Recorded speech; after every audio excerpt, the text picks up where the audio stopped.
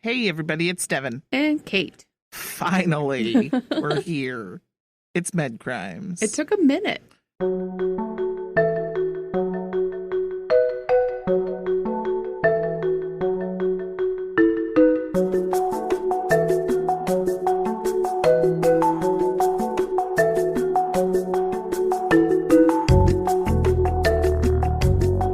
Okay, everyone, it's been about 5 minutes worth of takes and retakes. Yeah. I don't know. We don't know what we're doing. Nope. You'd think by episode 41 we'd have a clue. No, that we don't, though. Anyway, maybe we're ready to start. I don't know. We could also be not ready to start anything. The guess is all yours. This is a shit show today. I just want everyone to experience the madness. 9 minutes of technical difficulties. Uh-huh. It's going to be a good one. Difficulties worked out. We have a new setup. We do. Brad's love language has worked in my favor as well. That's sure a first. Has. Brad and his love language. He has made us this nice little space. It's in a different part of the cold basement, but we have a lot more room, and it's we're getting more fancier. We are a Soon little fancier. We'll have walls. We got Yay. Thanks, Bradley. Thanks, Bradley. I hope everyone's doing well. We know that we're doing well. We just got off the tail of like a really bad storm up here in the Northeast. There was a lot of people without power. 34 inches at my house. Nobody wants that. And I know you had less. However, we had 30. And you had a shitstorm. It was really bad. It was like that really heavy, wet snow. And we had our power line got ripped off our house. We had trees down all over our yard, our deck, and one of our vehicles got crushed. You had trees down on your house and a vehicle. Yeah, so that was a big problem. But anyway, thank God for insurance. Thanks for first day of spring. Thank you, Geico. This is not a sponsor, but thank He's you, not Geico. a gecko, but a Geico. So we have a couple Patreons. Yeah, we freaking do. Victoria Prince. Welcome. Yeah. Your royalty. And secondly, but not lastly. God, no. But lastly for today. Okay. Kara Miller. Kara Miller. We Welcome love to you the guys. fam. Welcome to the family. You're like little dragonflies that like fool around in the field. And there's like fireflies all around, but you guys are dragonflies because you're awesome. Speaking of our awesome dragonfly, some of them have been able to experience some new merchandise and getting their t-shirts. Yes, the updated logo is finally out and available on Looks some awesome phenomenal. stuff. Go check us out. All of the link is available on all of our socials. Yay. You can also go to spreadshirt.com and just search Med Crimes, and all of our merch will come up for you. That's our promos for today. It is. I think we're ready to chit chat. What do you think? Let's chit chat. So this case has been sort of newly in the media because there's been some recent developments. And I wish there was a little bit more detail on the outcome of this, but the outcome is pending because the trial hasn't happened. But so it's hanging. It is hanging, and things are starting to sort of come out of the woodwork. We've had a lot of requests for this one, so I'm glad to be able to bring it your way. So today we're talking about Jennifer Hall. Jennifer Ann Hall is a 42-year-old respiratory therapist whom is being accused now of multiple murders during her time at Hedrick Medical Center, which is in Chillicothe, Missouri. And I hope I'm pronouncing that right. I like that name. So I was just corrected by the Googleizer, whom is Devin. And Hedrick Medical Center was located in Chillicothe, Missouri. So my mistake. So I want to preface this by saying, again, the murder piece of this, all of that is alleged. She has not been convicted, only accused. And we will go over the evidence that we have that is making her a suspect in this case. So before we talk about the murders, we actually have to go all the way back to January of 2001, where this story begins. Wow. And this is the first time that Jennifer was sort of thrusted into the limelight. The first time? So it's been a few? Yeah. So this is like a really interesting case, and it has a couple of different layers. She was accused of arson at another former hospital. That's not good. I know. It's January of 2001. Jennifer is a newly minted respiratory therapist, and she has just gotten a job at Cass County Medical Center, which is in Harrisonville, Missouri. She was just 20 years old. According to court documents and testimonials by staff she worked with at the time, she was really well liked. She had an excellent work ethic. All good things to say about her. This was really like her first time with like a big girl job, you know. As soon as you just said all good things to say about her, I'm thinking in my inner monologue, all good things must come to an end. Unfortunately, they definitely do. So she's loving this whole big girl lifestyle, big girl job. Respiratory therapists, if you're not familiar, are highly specialized clinicians who assist in caring for patients with cardiopulmonary ailments. They work on a wide range of patients, anywhere from infancy to geriatric patients in a variety of settings. They can work in doctors' offices, nursing homes, but are most prominent in the hospital setting. They assess patients' respiratory status. They can make recommendations based on what their findings are. They can give certain medications if they're inhaled medications. They can manage ventilators, manage tracheostomies. They can perform pulmonary rehabilitation. They can pretty highly skilled. Very, very highly skilled, very specialized. And this is just like really the tip of the iceberg of what they do. And I know that several times as a provider, I've asked RT's opinions on patients multiple times.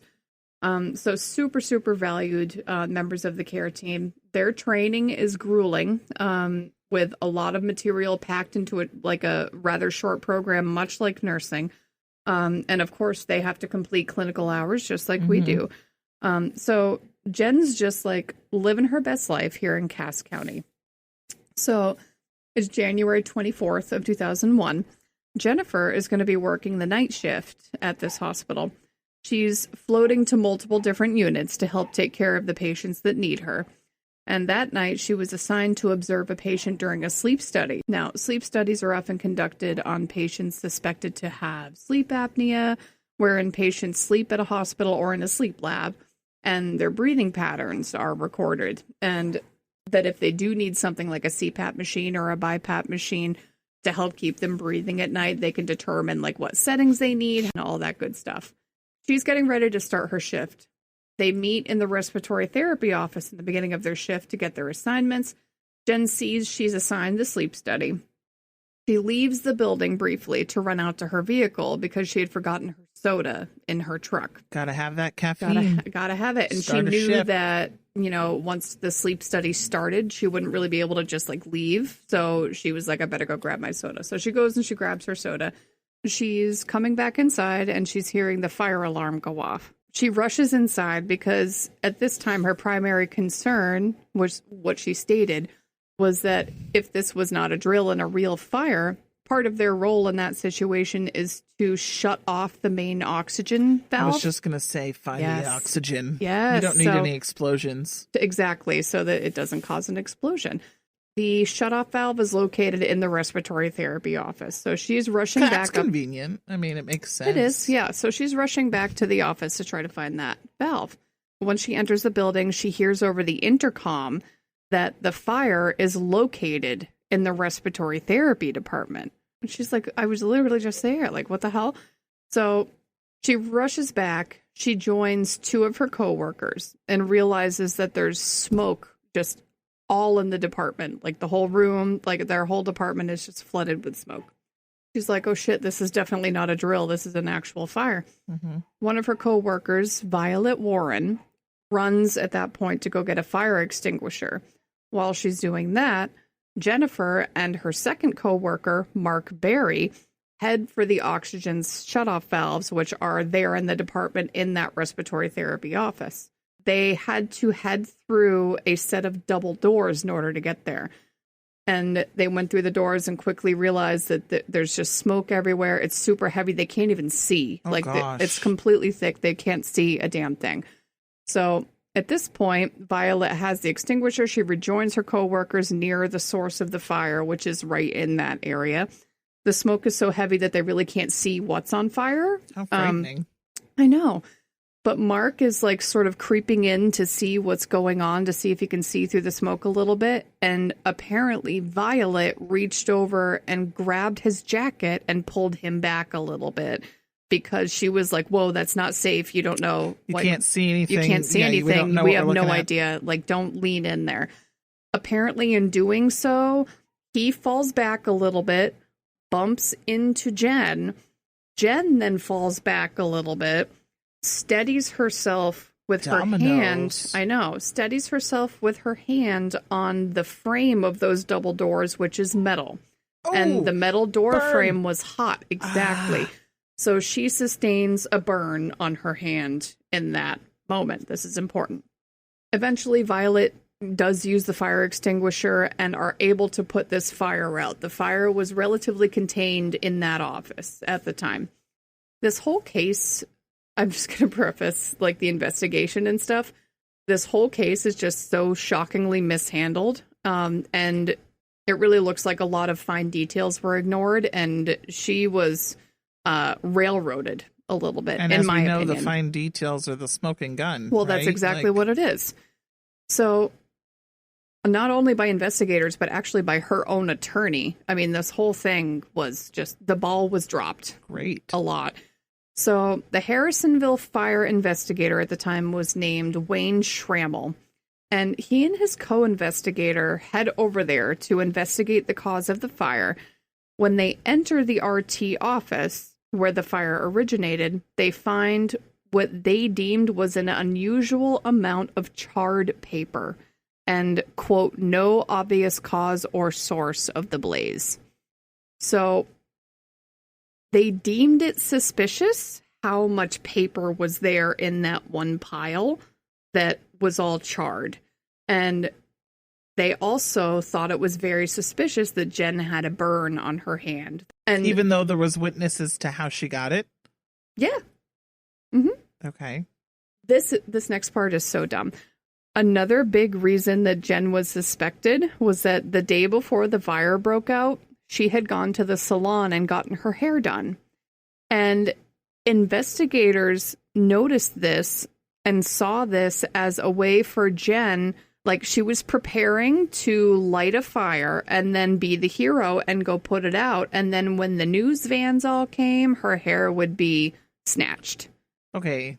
That part's just stupid. Isn't that so dumb? Like, that's a stretch. Like, you guys, maybe she just, sometimes things aren't what they seem. And, like, yes, I agree if that was, like, all of what you were going on, maybe. But it's dumb. You got nothing really else, dumb. people? I know. It's just so dumb. She had this nice new hairdo, and everybody thought that, oh, well, it's because she wanted to look good on the news. The fire ended up causing about $25,000 worth of damage. Sure. So, pretty substantial.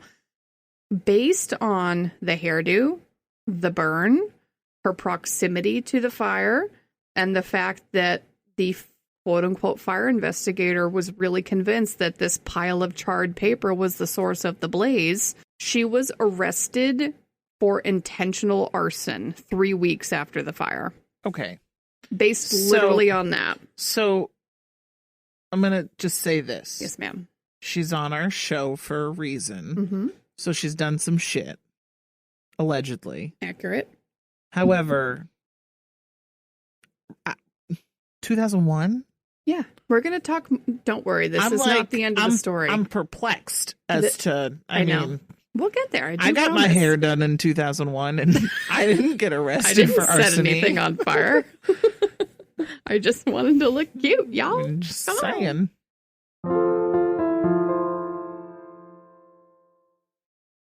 So it's 3 weeks after the blaze. She's arrested for intentional arson.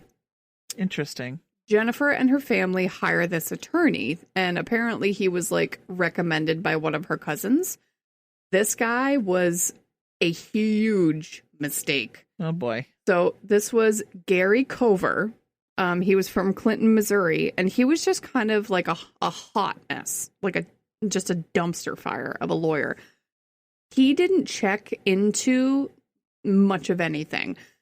There was really virtually no checking done into some of the critical things in that office, like potential sources of the fire, what the electronics looked like, what did the wiring look like. There was a computer, there was a clock in there, there was outlets, there was virtually no checking. Like, he didn't do his own and no inspection. Talking to his other coworkers who witnessed the domino effect of her burning her hand. Well, you would think that that would be significant. Exactly.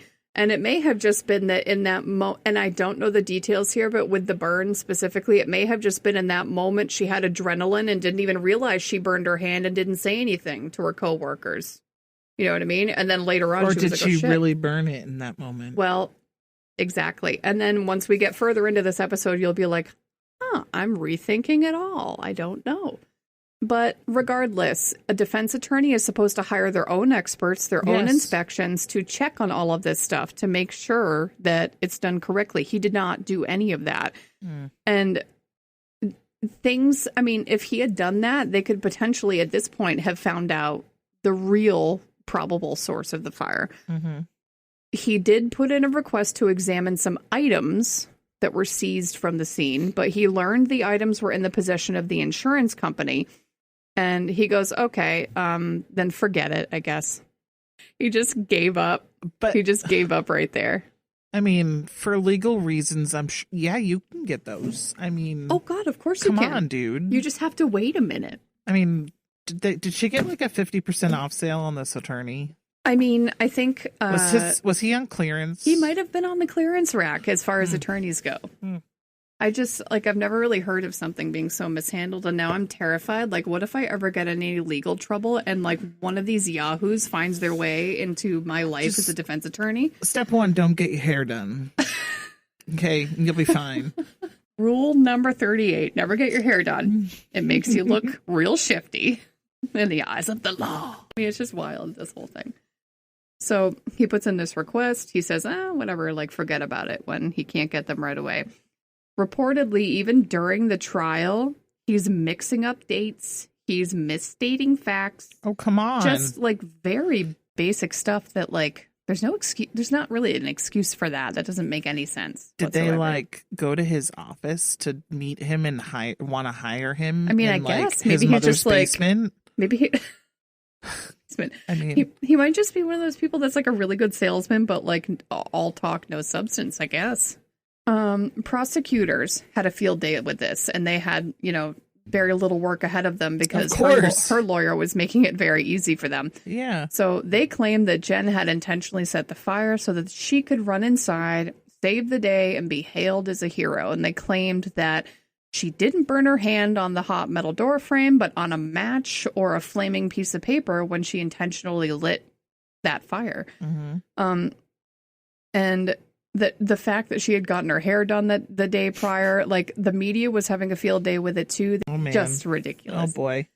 They also noted that just prior to the blaze, there was an incident at work involving Jen and another coworker, wherein Jen alleged that a coworker sexually harassed her. She had brought it up to her superiors, and of course he got like a verbal warning and nothing changed. She was still made to work in close proximity with this person. Oh boy. So obviously that's very 2001. That's very 2001. Yes. And sounds, like it totally probably did happen. But this was being used as like a potential motive, like a way to get back at, the facility for not really having her back in that moment. Her attorney even what do you do now? Asked her to make false statements. What? He was like, the jury may look upon you a lot more favorably if you take responsibility for the fire.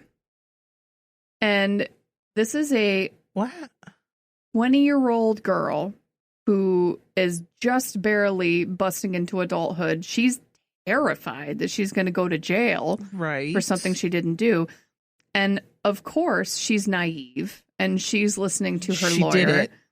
So ultimately, she felt pressured enough to make up a story. So she said, you know what?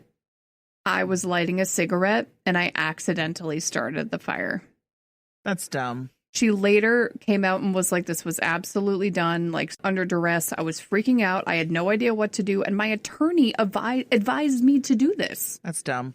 Like when you feel like, God, my own attorney doesn't even believe me. Like that's kind of my last hope, I guess. And did you say he was also hired by her parents? Yeah. So that was really so now unfortunate. I'm kind of like appalled for her. Oh, yeah, 100%. So I'm anxious to get to the part where I rethink this. You'll get there. So the jury finds her guilty of first-degree arson. She was sentenced to 3 years in prison. Oh, how awful. I know. So she's transferred to a prison. Can you imagine being 20 years old and going to prison? No. Well, that's what I'm saying. She's barely even lived. And she's like, I didn't do this. You know what I mean? Like, what the hell? Or maybe she did. I don't know. This whole thing makes you question literally everything. Oh, so we'll get back to it. Now, I'm perplexed. Yes. So she's transferred to a prison.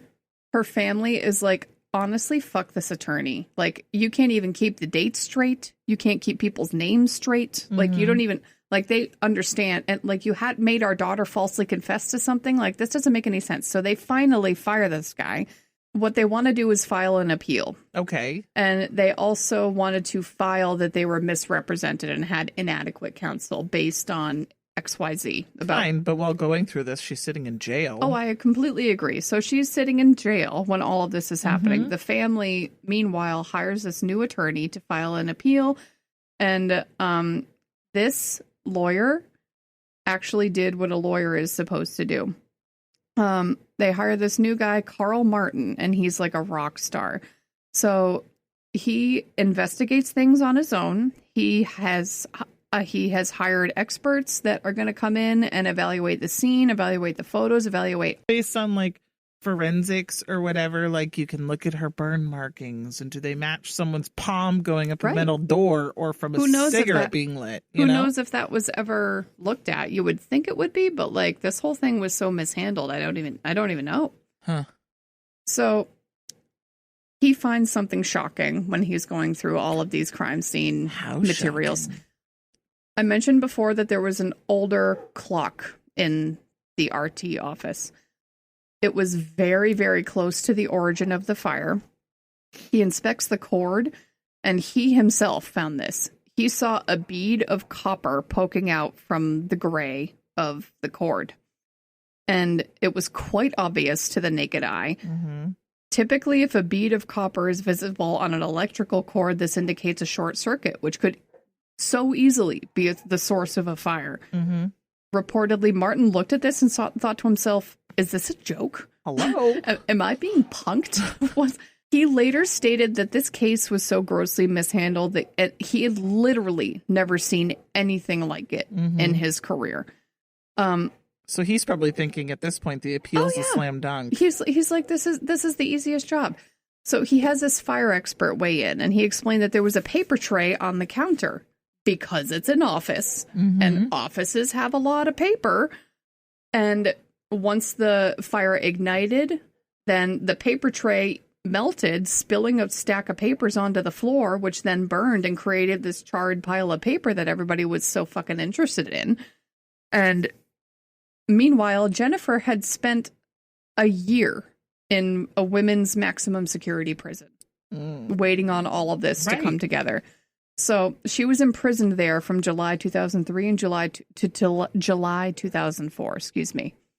She had, of course, lost her job at Cass County. Her parents practically went broke paying all of these legal bills for a real lawyer.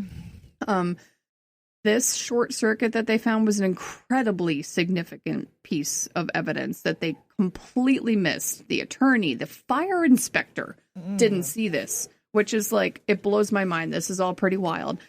The judge that presided over the original trial heard that she had received inadequate counsel and agreed to hear new evidence. So they did, and a new jury found Hall not guilty in February of 2005. So they just redid the entire thing. She is not guilty.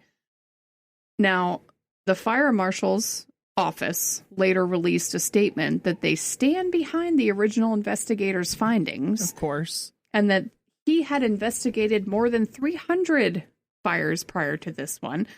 And when asked specifically about how he had missed the short circuit, the representative stated that missing a short circuit is, quote, not uncommon, end quote. How was the attorney able to find it so fast?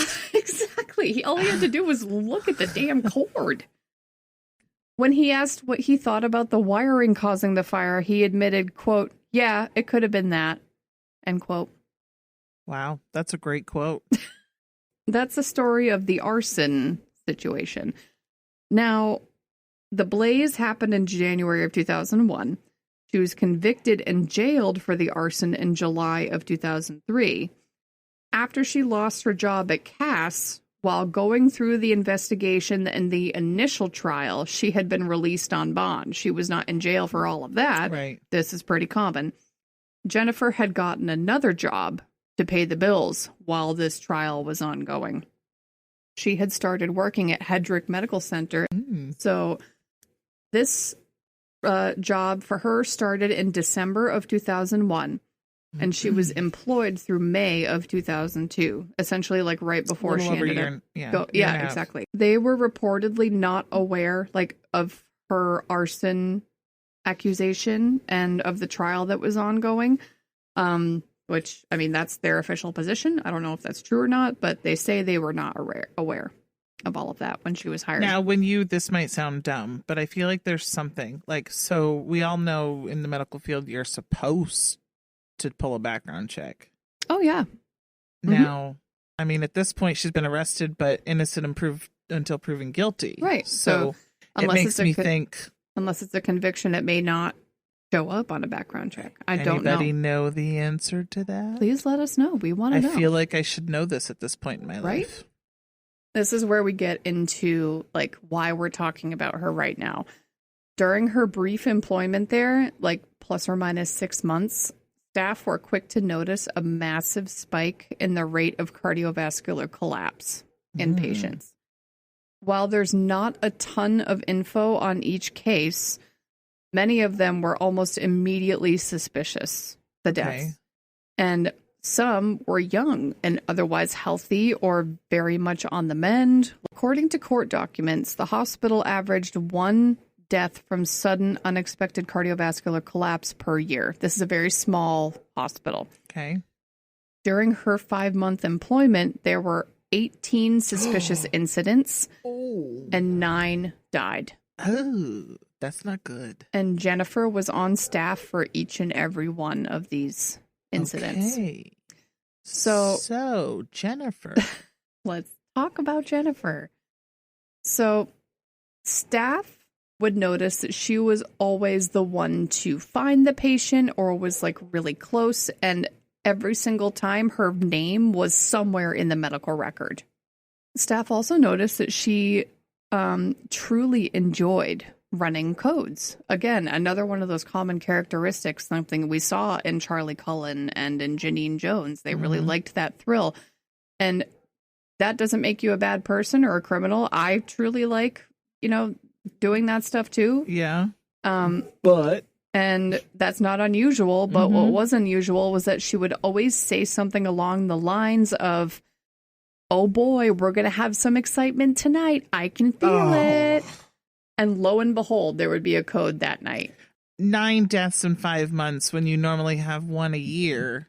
It's just a very insensitive thing to have said to other staff. Everyone's tense in and that on edge. Environment. Exactly. Yeah. That March, an internal investigation is opened within the hospital to investigate all, this mysterious spike in code blues and what's happening. Is our equipment malfunctioning? Is there an untrained staff member? What's going on? So someone who grew very suspicious of Jennifer Hall very early on was a physician who worked on the inpatient floors. His name was Cal Greenlaw, and he noticed her very close proximity, for one, to each and every patient.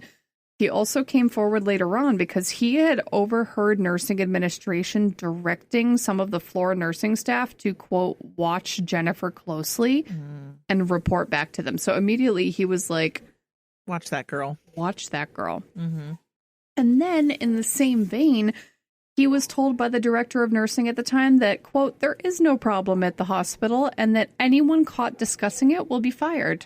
Oh, boy. Yeah. So they're quietly investigating it, but also nobody talk about it because we don't want our reputation to be on the line here. which another very common theme with these situations. And it's so sad for the patients, you know. So Dr. Greenlaw felt that a lot of what the staff had seen and noticed about Jen would then go unreported because, God forbid, they talk about it. Talk about it. Exactly. So a lot of stuff may have even gone unreported. Like, who knows the true extent of what happened? March of 2002.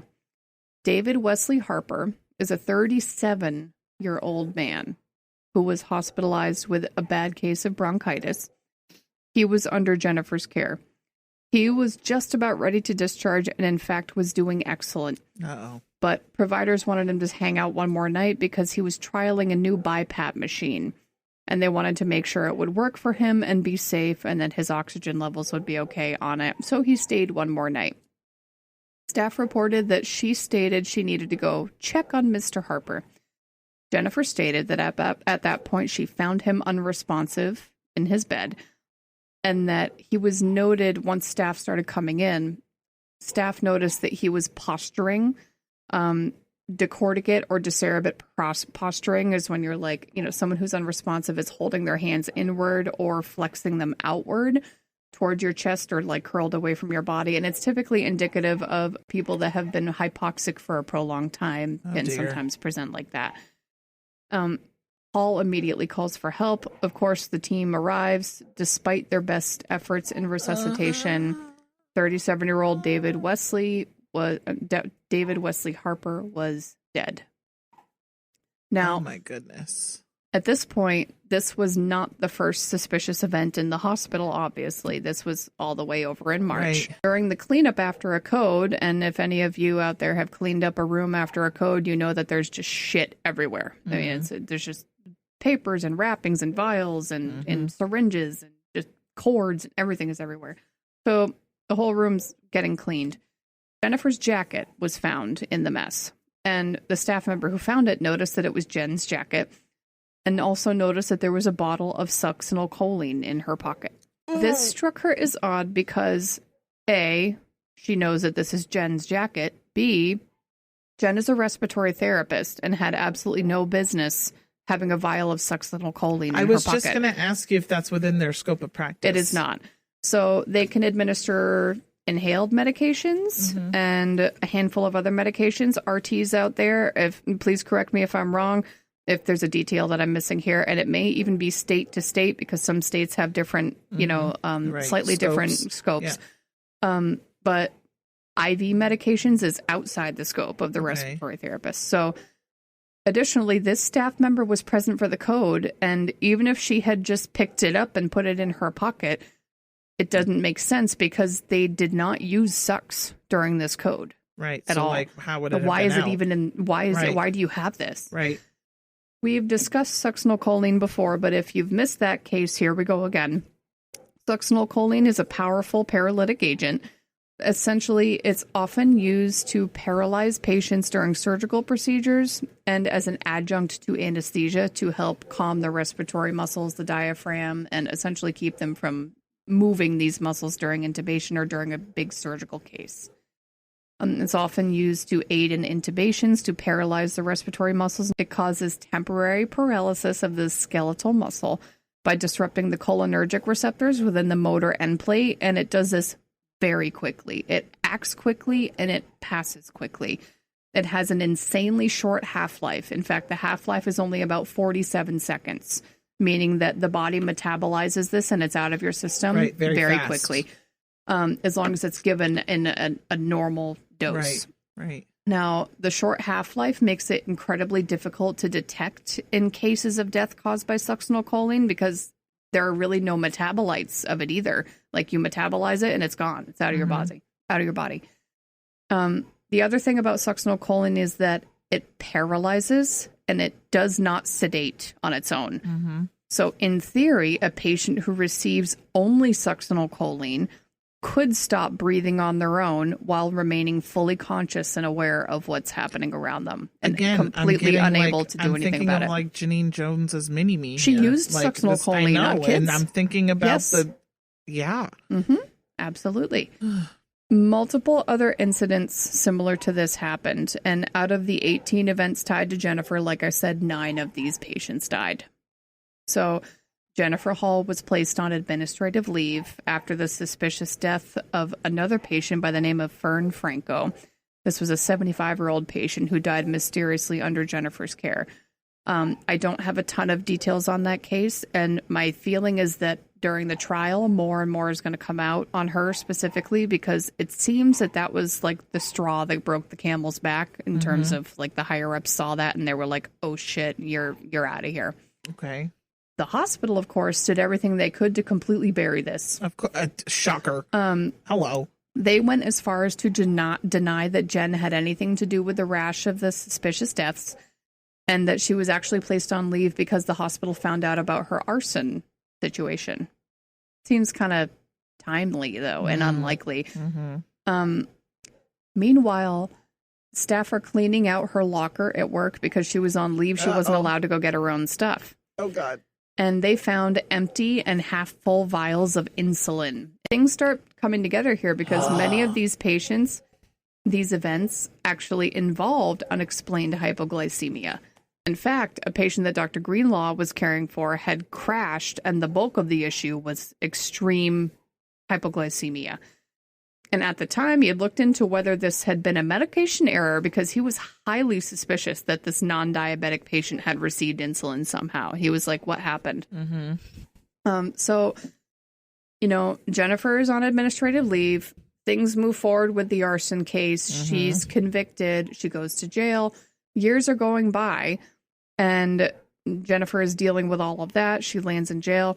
After Jennifer is released, these families are still like asking questions about what the hell happened to their family members. Right. Like this guy, this 37-year-old healthy man was supposed to come home. Like, what's going on? And the hospital actually ended up being bought and acquired by a bigger hospital system in the area in 2003. So we know from prior cases that a lot of times when that happens, records get shuffled. Branding. There's all rebranding. Lost. Yeah, exactly. Things get lost. Administrators get turned over. And it's, it essentially is a way for them to try and wipe the slate clean. But the families, of course, are getting nowhere with the hospital and trying to get answers. They're actively trying to bury this. Families start coming forward over the next following years with civil suits against the hospital system. Unfortunately, this has taken a long-ass time to see the light of day. There's a suit in 2010, a suit in 2013, both of which specifically name Jennifer Hall and cite that there is evidence that the hospital actively tried to cover up the rash of unexplained deaths and codes within that 5-month period that she worked there. They never called authorities to investigate. They intimidated their employees into staying quiet about the whole thing, and they have a lot of testimonials to that. So Dr. Greenlaw actually was really involved in these lawsuits, and he remained really vocal about his suspicions of Jennifer through the years. And he was named as a witness in a lot of these lawsuits.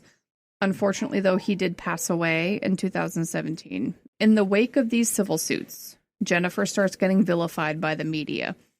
She's giving interviews stating that she's being named a scapegoat because of the whole arson thing, and that she was left bearing some scarlet letter after that whole arson debacle, and that she's being blamed unjustly just for being close to these people and trying to help them. And, this whole, tiny violin sob story that, I'm actually the victim here. So the media, starts circulating all these stories again. Finally, after there's enough media coverage and public pressure, an investigation into her conduct at Hedrick Hospital is opened. Dun, dun, dun. So what they had to pour through were individual medical records, right? Security footage, staff schedules. They had to build a whole timeline of events for every single one of these patients and map out how she could have done what she did. Were all of the patients hers, or she was just on? She was on, but her name was in every single medical record. She had at some point encountered these patients at one time. So not necessarily the day that they died, but at some point she had taken care of them. And she was physically in the building on or around the time of their crashing. Got it. Of course, it can be very difficult to link one single caregiver when there's so much traffic on a given medical unit and so many people taking care of someone. And doing this beyond a reasonable doubt is very challenging. As we know in a lot of other cases, they weren't able to move forward without eyewitness stuff. Exactly. You know? Exactly. Like, so why? Exactly. So there's a lot of challenge ahead for them. I had mentioned that what is felt to be her final victim, Fern Franco, died under her care under medically suspicious circumstances. Again, not a lot of details available right now, but the investigators were able to apparently connect her with her death because in May of 2022, a warrant was issued for her arrest in connection with this murder. May of 22. Last year. Yep. And this is how long ago? At this time was 20 years ago. Wow. 20 years later. Okay. So I guess I knew we were saying years and years and years, but I didn't know we'd like that long. Yeah. So it took a long time to build this. Took a very long time. Okay. All right. Now I'm catching up. Wild, right? That better be a thorough smoking gun investigation. I think to actually move forward with charges, they have to be pretty confident in what they have. Especially with that much time frame. They must have something pretty, foolproof. I guess we'll find out. So I'm looking forward to bringing you guys more details on what happened with that final victim, and we will include her in the update episode that we do soon. As she continues to await trial, more has come out very recently on this case, in particular with the case of David Wesley Harper, who we discussed in more detail. They identified that on the night that Harper coded, Hall failed to document her presence with him on 2 separate occasions, particularly where she should have documented his tolerance of the BiPAP and his BiPAP settings. Investigators believe that this is being done to sort of like distance herself from a documentation standpoint. Additionally, during the code, she did take the time, though, to document his dying vital signs and specifically charted a respiratory rate, which, according to every other staff member, he did not have a respiratory rate, and he was anoxic when they found him, and they intubated him and tried to get him back because he was not breathing. So she's not documenting and then also falsifying documentation. Exactly. And we think that she did this to further steer away the idea of succinylcholine as an agent here because, in theory, if he has a respiratory rate, it could never have been succinylcholine that did this. Right, you know what I mean? So he did not have a respiratory. I mean, every other staff member is like, no, he was not breathing on his own, and he was obviously anoxic. So finally, Livingston County prosecutors charged Jennifer with first-degree murder of David Wesley Harper in February of 2023. Oh, that was last. Over 20 years later. She's probably thinking at this point, like, that she got away with it. What has she been doing the last 20 years? I know. Chilling. Giving interviews about how she's being... I mean, the media has been talking about this for a while, and the investigation didn't open until, it was several years ago now. But it takes years to build cases like this. Of course. And with medical cases in particular, there's so much documentation. You need experts. Every line. It yeah. takes so much time. And it's so sad that these families have had to wait so long to see any sort of justice. And who knows, as we get further away from this, it may be that they tie her to more and more and more. And So do we know when the trial is going to be? She was arrested last month. She was arrested last month. And actually, she was like missing. So when they issued the arrest warrant, she was not found in her dwelling. And it was apparent that she had like taken off. And she was actually, I know. So police actually tracked her location down to a motel in Overland Park, Kansas. And it was evident that she was like evading arrest. She was apprehended without incident. She didn't resist or anything like that. But that was like an interesting thing. She's being held until her trial because of that. Well, yeah. I mean, you've started taking off. So she's currently behind bars. She is currently behind bars. It makes you wonder because the first story of her arson is pretty wild. Oh, it is. This is She allegedly did this before jail. This was all alleged. More to come on all of this. Again, we will include. This is interesting. It is, isn't it fascinating? There's so many layers to this case and so much like history there that it's. I want to know more details. I do too. I want to know more details about those the court patients. Documents. I want to see the court documents. I'm really exciting for the update episode, or maybe there will even be a part 2 once the trial actually unfolds. I think we got to get there. Yeah. Interesting. Yeah. Thanks for doing this one. Oh, this one was really interesting. I like the stuff that like spans a lot of years is interesting to me. And also I was really looking forward to getting into like an actual case and like an actual med crime. Cause I know we've talked about, we talked about MK Ultra, which was this big like government scheme. And then we had, our break room banter episode. We had Operation Nightingale. So it was nice. I don't know if anybody else knows, but it's like it's getting out there now. Oh, so like our corporate, right? We had gotten stuff. So like, we're the company that Kate and I work for, there's a corporation now. And when they send out like big company emails, messages, whatever. And here it is from HR. When I forwarded that email and I was like, Kate! So this was nice to kind of dive into the nitty-gritty details and the medical stuff, and this was awesome. I want to know, I want to know more details, man. I think we all do. You guys do too, and we will bring it to you when it is available. I'll be interested. I wonder how long we'll have to wait. Probably a year or two. If she was easy. Yep. Man. I know. Wow. Darn. Yeah, I know. Well, everyone, if you're going to stick around and wait a year or two and keep listening to us and helping us grow so that we can record an episode in a year or two about Jennifer Hall Part 2. We like to hang out with you guys, so. Then you could follow us on Instagram by searching MedCrimes Podcast. You can tweet at us at MedCrimesPC. You can search for us on Facebook at MedCrimes Podcast. Or if you'd wish to become a Patreon, you can join us at www.patreon.com/MedCrimesPodcast. Or last and finally, if you want to hear another break room banter episode, oh my God, please send us your crazy stories. We need them, you guys. Send them in. We need break room banter episode 2. We know they're there. We do. We need them. Thank you, everyone, for listening. Till next time, folks. Bye-bye.